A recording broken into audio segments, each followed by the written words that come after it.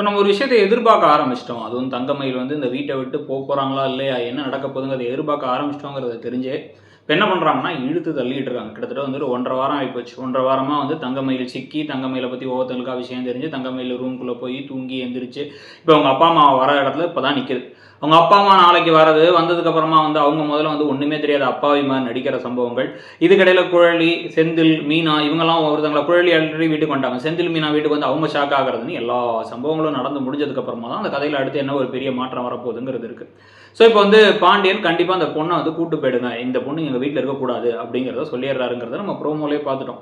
So இப்போ தங்கமயிலுடைய அப்பாவும் அம்மாவும் வந்து இவங்களை கூட்டு போகணுமா, இல்லை அந்த சமயத்தில் வந்து பார்த்தீங்கன்னா அந்த ஒரு விஷயத்தை சொல்லும் பொழுது தங்கமயில் ஷாக் ஆகுறாங்க, மாணிக்கா ஷாக் ஆகுறாரு. ஆனால் தங்கமயில் அம்மா மட்டும் அப்படியே இருக்காங்க. அவங்க என்ன செய்ய போகிறாங்க, அவங்க வந்து இந்த இடத்துல ஏதாச்சும் ஒரு வில்லங்க வேலையை செய்ய போகிறாங்களா? அந்த குடும்பத்திலே கொஞ்சோண்டு அறிவுள்ள ஆள் அவங்க தான்.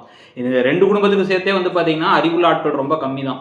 கதிர் கொஞ்சம் அறிவோடு இருப்பார், மீனா எப்போவாச்சும் கொஞ்சம் அறிவோடு இருப்பாங்க. அதுக்கப்புறம் வந்து பார்த்தீங்கன்னா வந்து தங்கமயிலோட அம்மா வந்து விவரமாக இருப்பாங்க. திருட்டுத்தனம் பண்ணாலும் விவரமாக திருட்டுத்தனம் பண்ணுவாங்க. ஸோ அவங்க இப்போ என்ன சொல்ல போகிறாங்க, இவங்க ப்ரெக்னெண்ட்டாக இருக்காங்கன்னு சொல்ல போகிறாங்களாங்கிற கேள்வியெல்லாம் நம்ம ஏற்கனவே சொன்னோம். இப்போ வீட்டை விட்டு தங்கமயில் ஒரு வேலை போயிட்டா கண்டிப்பாக வந்து சீக்கிரமாகவே சரவணனுக்கு நான் வேற ஒரு கல்யாணத்தை முடிச்சு வைக்கணும், நான் பண்ண தப்பை வந்து நிவர்த்தி பண்ணணும் அப்படின்னு ஒரு முடிவு பண்ணுவார் சரவணன்.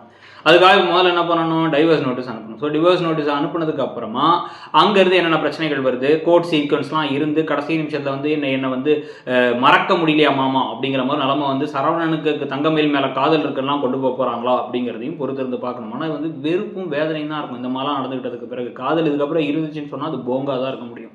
ஸோ அது மட்டும் இல்லாமல் தங்கமயில் பட்டு திருந்தி திருப்பி வர்றதுக்கு ஒரு பெரிய காரணம் இருக்கணும். அவ்வளோ சிம்பிளாக வந்து திருப்பி வந்துட்டாங்க, இல்லை அவங்க வெளியே போகலை, திருப்பி அந்த நம்ம எப்பயுமே சொல்கிற மாதிரி தான் சிறகடிக்க ஆசையில் ரோகிணி மாட்டினப்புறம் புஷ்ஷுன்னு ஆயிடுச்சு, அதே மாதிரி இங்கேயும் புஷ்ஷுன்னு ஆகிடுமா அப்படிங்கிறதையும் பார்க்கணும். இல்லை ஏற்கனவே எதிர் வீட்டுக்குலாம் டவுட் வந்துருச்சு, எதிர் வீட்டுக்கு உண்மைகள்லாம் தெரிய வந்தால் அங்கே எல்லாரும் வந்து ஹை உன் மருமக இவ்வளோ மோசமா அப்படின்னு பேசுகிற காட்சிகள்லாம் வேறு இருக்குது.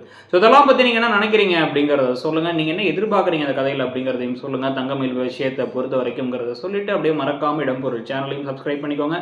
தேங்க்யூ.